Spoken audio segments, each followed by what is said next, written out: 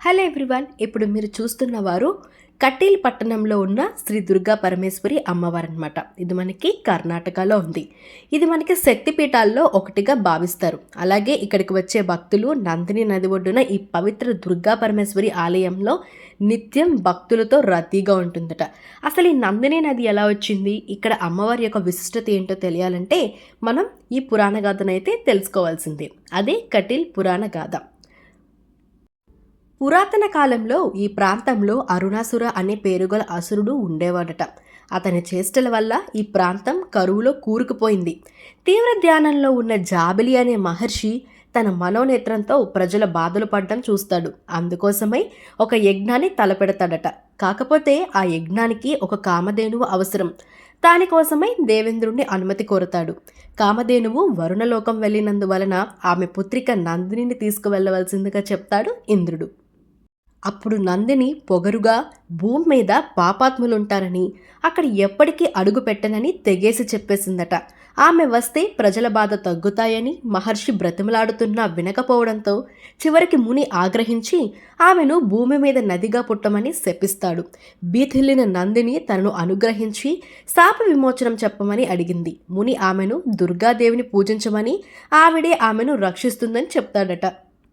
నందిని మొర ఆలకించి దుర్గాదేవి ప్రత్యక్షమైంది.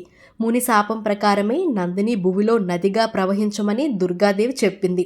ఆమెకు శాప విమోచనం చేయడానికి తానే ఆమెకి కూతురుగా పుడతానని మాట కూడా ఇచ్చిందట. అప్పుడు నందిని కటీల్లోని కనికగిరి అనే మీదుగా నదిగా మారి ప్రవహించింది. ఇప్పుడు నందిని నది అంటే అదే అన్నమాట. ఈలోగా అరుణాసురుడు బ్రహ్మ గురించి తపస్సు చేసి బాగా వరాలు పొందాడు. 2 కాళ్ళ జంతువుతో కానీ, 4 కాళ్ళ జంతువుతో కానీ, లేదా మరేని ఆయుధంతో కానీ చావు ఉండదని బ్రహ్మవరం ఇస్తాడు. ఈ వరం పొందిన అతను దేవతలను భయభ్రాంతులకు గురి చేస్తాడు. చేసేదేమీ లేక దేవతలందరూ దుర్గాదేవిని ఆశ్రయిస్తారు. అప్పుడు దుర్గాదేవి అరుణాసురుడు ముందు అందమైన స్త్రీగా ప్రత్యక్షమై అతన్ని ఆకర్షిస్తుంది. మోహితుడైన అసురుడు ఆమెను వెంబడిస్తాడు. అలా కొంత దూరం వెళ్లేసరికి దుర్గాదేవి తానెవరో చెప్పేసరికి అసురుడు కోపోద్రిక్తుడై ఆమెను చంపాలని ప్రయత్నిస్తాడు. ఇంతలో ఆమె శిలగా మారిపోయి అందులోంచి తేనెటీగల దండులా బయటకు వచ్చి అతన్ని కుట్టి చంపేస్తాయి.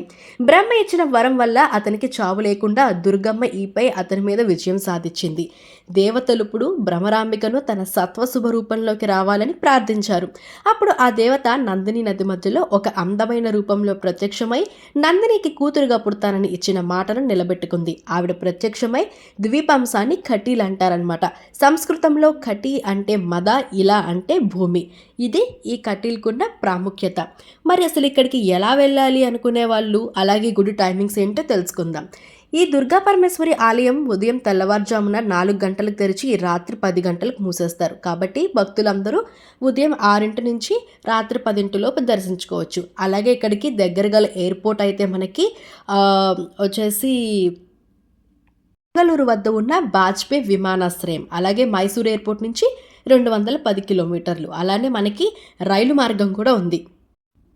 ముంబై నుండి వచ్చే కొంకణ్ రైళ్లు, కేరళ టు మంగళూరు వెళ్లే రైళ్లు, బెంగళూరు నుంచి అస్సాం వెళ్లే రైళ్లు, ఇలా ఎన్నోల రైళ్లు ఉన్నాయి. అలానే బస్సు మార్గం చేసేవాళ్ళు NH17 మరియు NH48 రోడ్ మార్గాల ద్వారా కటీల్ సులభంగా చేరుకోవచ్చు.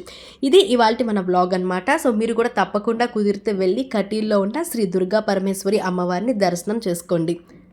ఇలాంటి మరిన్ని సమాచారాల కోసం మన ఛానల్ అయితే సబ్స్క్రైబ్ చేసుకోండి. Please subscribe to my channel for more updates.